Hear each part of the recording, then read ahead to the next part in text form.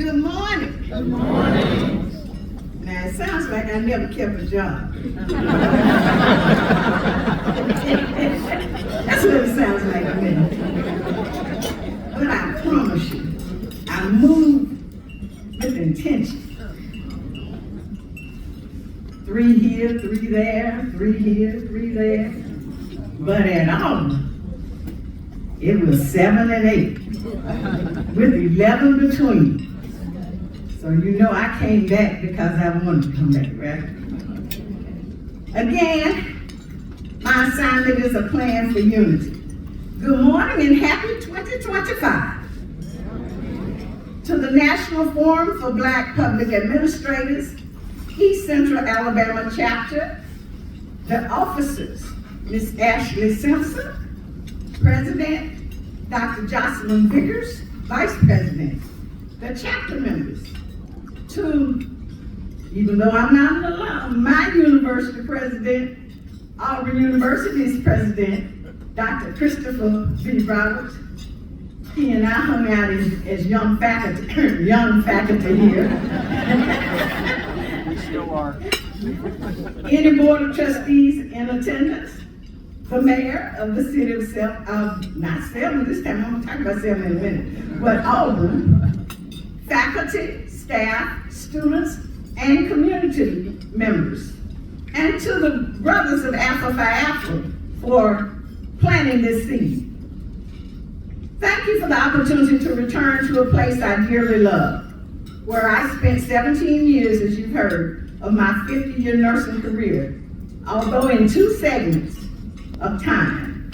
But this was a place, and continues to be a place, where I have chosen to return, I chose to return to that home in the loveliest village on the plains. Now please allow me just a point of privilege for just a few minutes to give some shout outs to my extended family and friends who have come to support me today. And it's okay if you stand when I holler at you. The Alabama Nurses Foundation is not in attendance, but they were so gracious because I am one of their board members to provide me with a table today. And so I will acknowledge them publicly. But to the members of Zeta Phi Beta Sorority Incorporated, Gamma Alpha Alpha Zeta Chapter, Psi Gamma Zeta Chapter, Alpha Xi Zeta, I am so honored to have the Executive Director of the Zeta National Education Foundation, Dr. Letitia Roberts Henley, with me today, the 13th South Central Regional Director, Dr. Rosalind Hale, the 23rd Alabama State Zeta Director, Dr. Sohan Crenshaw, the Alabama State Zeta Executive Director, Mrs. Darlena Johnson, and the Alabama State Chaplain, Reverend Dr. Pamela Williams-Bethay. And there are many other Zetas. I see you over there in the audience. My brothers of Phi Beta Sigma fraternity, and as the past grand Cheryl Underwood would say, all my cousins of the Divine Nine who are in attendance. Members of my other organizational families, Chi Phi Nursing Sorority, Rho Eta Chapter, Epsilon Chapter, Theta Phi Chapter, the Order of Eastern Stars, my Masonic brothers, the Daughters and the Nobles, the National Sorority of Phi Delta Kappa, Upsilon Chapter, National Council of Negro Women from Selma here. There are some Link sisters in the house. There are several Toastmasters, so I need an evaluation. My church families, I was baptized in historic First Colored Baptist out of Selma, Alabama. My Greater St. Mark from Tuskegee, where when I was 17 years here, 17 years there. My newest family, as you have heard, Ashley's Funeral Home, and the Alabama Funeral Directors and Morticians Association. And there are many here in this community that are members of that new family. And of course, I must always acknowledge from Dr. Harrell, I have learned to speak their names. The Selma, Alabama's first family happens to be my first cousin, Mayor James Perkins, Judge Bernetta Perkins, Judge Collins Petaway Jr., and all of the Smith and Glover families. My friends who are here, my beautician is here, look at my head, and all in attendance. Good morning and Happy New Year.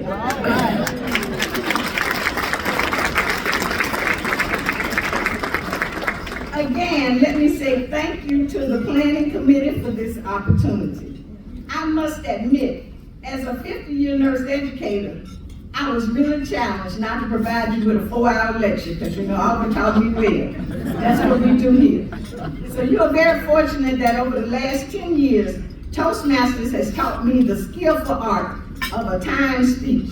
So exhale, the clock is ticking, and I have 15 minutes to share something with you. There is just so much to discuss.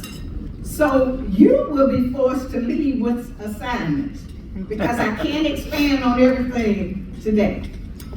You'll have to take notes and go home and do some homework. I only hope to trigger your curiosity. I want to share with you what I'm going to call Hendricks prescription for unity. Now, in the late 90s and early 2000s, I campaigned for a national presidency of one of my organizations. I don't care which one. And my platform was United, Our Diversity Empowers. Of course, my leadership style was not acceptable to them. And twice, I was denied the opportunity to volunteer my time, my talents, and my funds to lead. But don't have any sympathy for me, because I have learned that when one door shuts, the Lord opens many others that I never even knew existed. And that just was not for me. I often say the Lord protects me from me. And sometimes I want things that I don't need. Even though I wanted that Senate presidency, I didn't need it. Most recently, I was preparing for a Zoom presentation on the holistic and therapeutic aspects of tea, tea like you drink. And I found this phrase: you are not everyone's cup of tea. And that is okay. The world is filled with people who, no matter what you do, no matter what you try to do, they simply will not like you. But the world is also filled with those who will love you fiercely. The ones who love you, they are your people. So be who you are. I was like, they're talking to me. Oh my God. But you've also heard the phrase, nurses make the difference. Well, today in our country, we need everybody to make a difference. We are living in challenging and changing transitions as we sit here. Each of us will be required to become the best citizen we can, the best you can be. And you must make a difference. Now, this process of becoming, in the church we might say, you will not leave here the same way you entered. That's what we say in church. My scholarly head says the process is called becoming, to grow or to become. Now, where are my scholars in here, my high school folks that are getting these applications? I want to particularly say to you that this is a continuous phenomenon that I'm talking about. And it occurs in all human beings. Now, I haven't studied what my veterinarians in here, they may tell me they do this. Animals do it too, I don't know. But whether we are becoming a leader or a follower or a great student or even what we say, even just a nurse, I'm just a nurse. There is a process that is called becoming. We all believe and probably ascribe to what Jesse Jackson would have said years ago, I am somebody. Well, we all start out as somebody. But when we change jobs, when we move to a new city, when we make any type of change, we become nobody. We lose our identity for just a little bit. Now we can do some pity and stay in that nobodiness, or we can emerge someone. So for those of you who had the privilege of changing jobs, you remember what it felt like? When you went there and you had gotten a job on your merits, because you were all that in a bag of chips. You know, and those who were getting scholarships to Auburn and all the other higher ed places, you were the big man or woman on campus. And when you get to the big campus, you are a freshman, a nobody. You are going to have to dig your heels in to emerge as a someone. Or you can stay in that darkness of nobodiness. Right? That's not a place we hope that you get stuck. We hope that you emerge as someone. But every time a change occurs, we go back through this cycle of evolving. And so I encourage you, as you're thinking, think about where you're going to be. Now, last year I would have said in 5 years, but this world is changing so fast, I'm going to say within 12 months. Where will you be in 12 months? What will you be thinking about? Ooh, yeah, that's what I'm saying.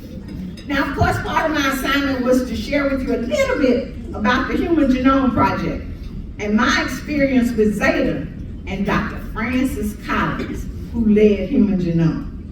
I was privileged to travel across the United States to facilitate community sessions to discuss with communities of, especially of color, the value of the Human Genome Project and to lessen the fear factor and connect with everyone its relevance to what we already knew.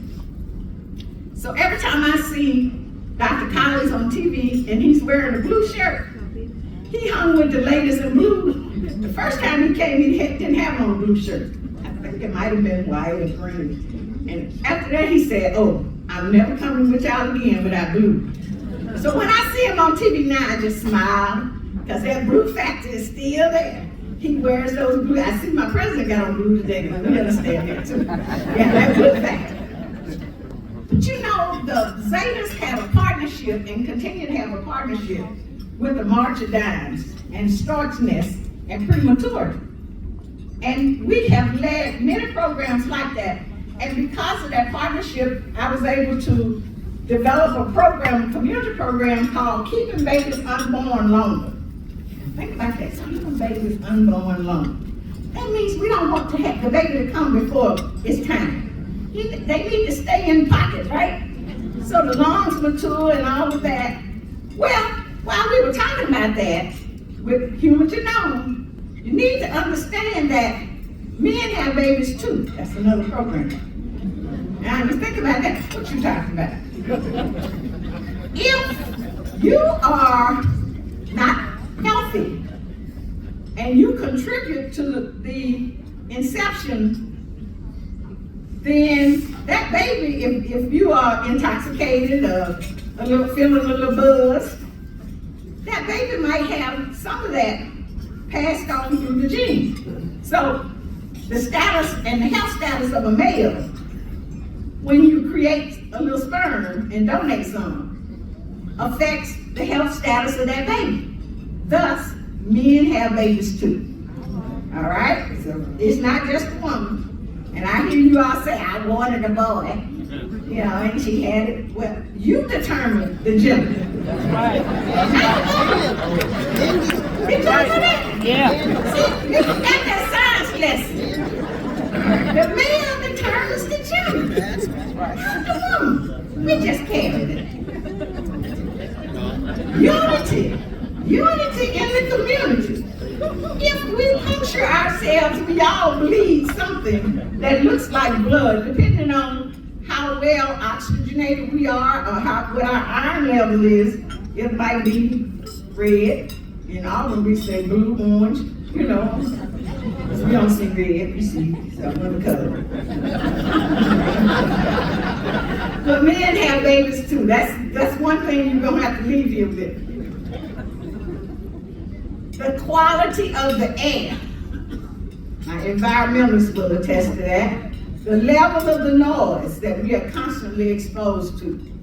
The fact that some ethnicities have different responses to certain diseases or illnesses. That's where precision medicine has come about, where you tailor the medication or the treatment modality based on my genetic background.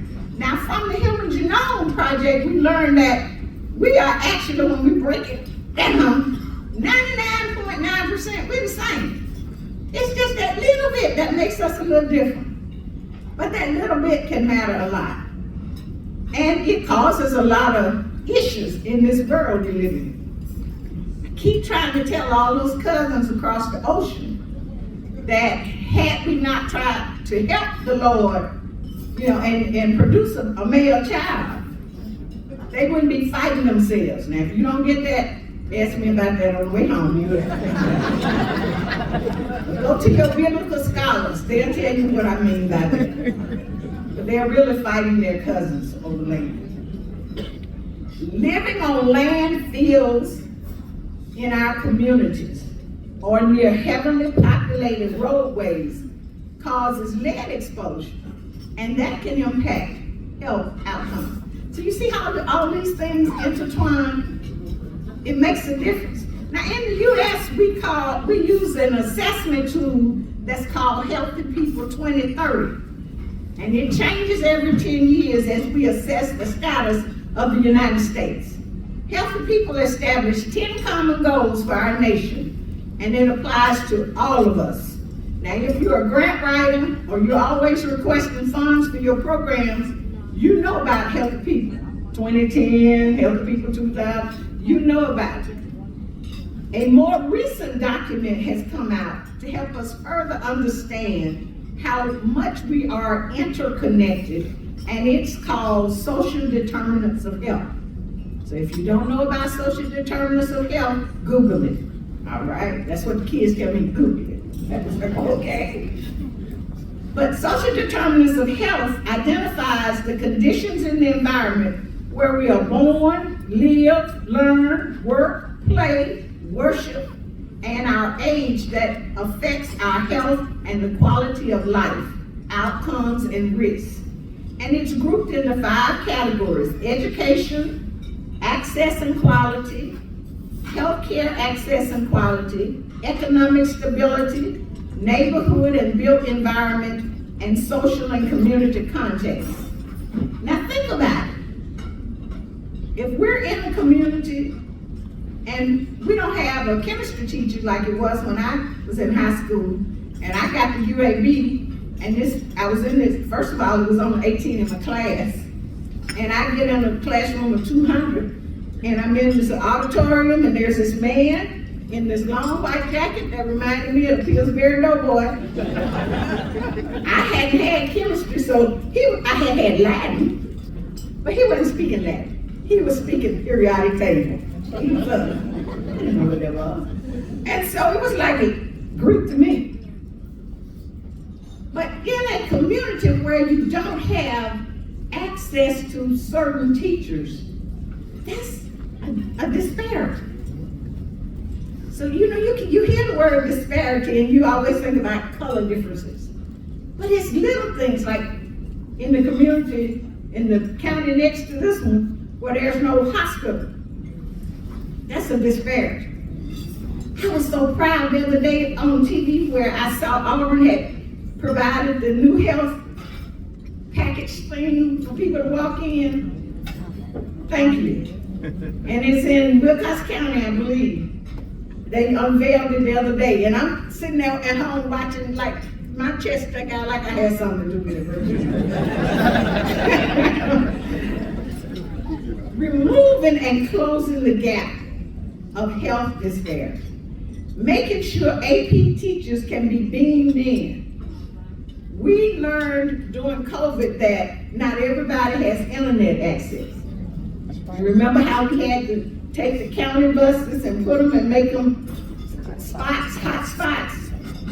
That was eliminating the disparity. So it's not about what we look like. I would tell the students at Auburn all the time, admit that you have some biases.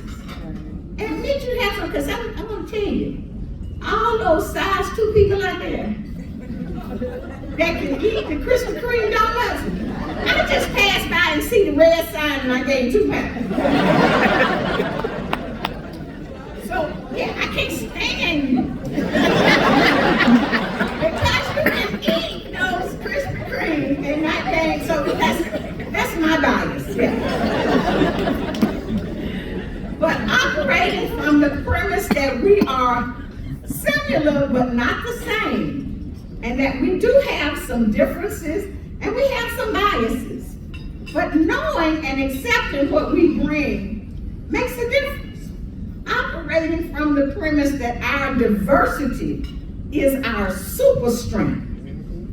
My prescription for uniting us employs that we focus on joyful, excellent service with gratitude for anyone in need. You know, excellence is a journey, not a destination. We have to keep striving. And your life really begins when you allow yourself to move from your comfort level. If you never change jobs, you never know how good you can be in something else. You just stay where you're comfortable. Stretch yourself a little bit. It's okay. I mean, you know, it's okay. I know it's a scary thing. Because sometimes we get out there and go, oh Lord, I know I asked for this. Several years ago at a district Toastmasters leadership conference, I met this dynamic speaker who really impacted me, and I share her stuff all the time. Her name is Ann Barab, B-A-R-A-B, author of The Sooner You Laugh, The Faster You Heal. And she challenged us with some assumptions. Happiness is the key to success, she says. There are 2 kinds of happiness. External, and that's getting what you want, and internal, that's the inside joy. It's wanting what you get that makes you joyous. Happy, if you think about it, she says, it's like champagne bubbles. They are pretty, but they don't last. You know? Joy is in your soul. It's deep. Now, I have a nurse colleague that we've been 50 plus years, and she says in a Toastmaster speech, joy is an inside job. Yes, it is. Now, a champagne glass is pretty sturdy, and it generally can take whatever you put in it, grits, bubbly, or even some dirt. Joyful people are less stressed and live longer. Think about the people you know who are really joyful. Joy has 3 components: a positive outlook, forgiveness, and gratitude. Albert Einstein says, the most important decision you will ever make is whether you believe the universe is friendly or unfriendly. Unfriendly folks are self-centered, all about me. Friendly people are other-centered, more open and very helpful. It impacts your sympathetic nervous system. You know, when you just are not open, you breathe faster, your heart rate goes up. When you holding a grudge on somebody, and every time you see them, makes your blood pressure rise. Is it hurting them? It's hurting you. Let it go. Let it go. Negativity can shorten your life by 7 years. 7. S-E-V-E-N. 7. So I challenge you to master the skill of joy. It can be learned. You must retrain your brain to be a positive thinker. Forgive. Forgive allows you to come to peace. Doesn't mean you forget it, but you don't have to let it go. Forgiveness is unlocking the door to set somebody free. realize the someone that you are setting free is yourself. Right. Not that person that may have done you wrong. Learn to say yes, but, and yes, and. It's okay to say no. It is a word. And it's okay. You have to learn sometimes to say no. I'm glad I didn't say no this time. Thank you. The weak can never forgive. But forgiveness is an attribute. And gratitude is a skill. Can you identify 5 things that you are grateful for this day? Just think about it. Oh, Lord, you let my eyes open. I tried to get out of bed and, my legs work, Just think about it, all the things. Gratitude. Gratitude is the electricity of joy. Wisdom is the consistent application of thinking. Joy helps you adapt. You learn to say, a change of thought. Not, why me? But why not me? Why not allow this thing to happen to me? So that I may show others the benefit of who I truly believe in and who guides my everyday thoughts. So why not me, Lord? Why not allow whatever that challenge is, that test, to turn to be my testimony? Joy is a skill. Practice it. It can become your habit. It can become your lifestyle. Retrain your brain. Now everybody's through eating now, so I'm going to ask you to do something for me. I want you to stand. I need a personal commitment. So you're going to repeat after me. Don't lie too much. I am becoming the best person I can be. The best person I can be. I am not what I can be. I am not what I can be. I am not what I ought to be. I am not what I ought to be. But thanks be to the Almighty. But thanks be to the Almighty. I am not what I used to be. I am not what I used to be. I am becoming the best person I can be. The best person I can be. I will start to enjoy the family fellowship. The family fellowship. I will stop to give thanks for the opportunity to serve. I will prepare myself to be a competent and productive citizen. I will become the best person I can be. Have a seat. Now, as I close, I ask you to take time for 12 things. Take time to work. It is the price of success. Take time to think. It is the source of power. Take time to read. It is the foundation of knowledge. Take time to worship. It is the highway of reverence and washes the dust of earth from your eyes. Take time to help and enjoy friends. It is the source of happiness. Take time to love. It is the sacrament of life. Take time to dream. It hitches the soul to the stars. Take time to laugh. The sooner you laugh, the faster you heal. Take time to sing. It is the singing that helps life's load. Take time for beauty. It is everywhere in nature. Take time for health. It is the true wealth of treasure of life. And then take time to plan.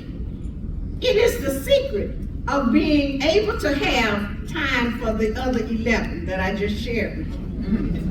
Now, I want to close with some words that, as I thought about today and my assignment, I kept listening to Dr. King's speeches, and it was taking me on down, I say, in the rabbit hole, and I was, I need to tell them that, I need to tell them. I said, okay, you can't do all that. Come on back. But remember holistically that everything impacts everything else. So the prescription for unity is multifaceted. We must keep our eyes on the ultimate prize of unity. In these challenging times, we must foster justice, as the Reverend Dr. Martin Luther King Jr. advocated when he said we should be tough-minded and tender-hearted. We must continue that task until justice rolls down like a river and righteousness like an ever-flowing stream that never runs dry. Thank you for this opportunity. Now go to your hope-filled 2025 destiny. Thank you so much.